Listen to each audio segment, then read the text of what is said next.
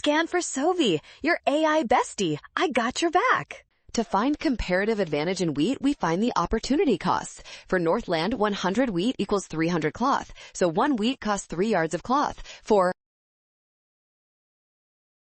Southland, 100 wheat equals 50 cloth, so 1 wheat costs 0.5 yards of cloth. Since 0.5 is less than 3, Southland has the comparative advantage in wheat.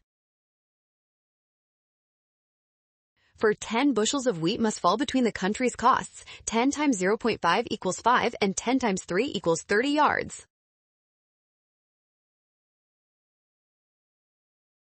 Part C, if Southland's wheat output falls to 75, its opportunity cost for 1 yard of cloth becomes 75 over 50 equals 1.5 wheat. Northland's opportunity cost for cloth remains 100. Great job working through that. Scan the code. You can learn better with Sovi. Watch out for sign errors and always double check each step carefully.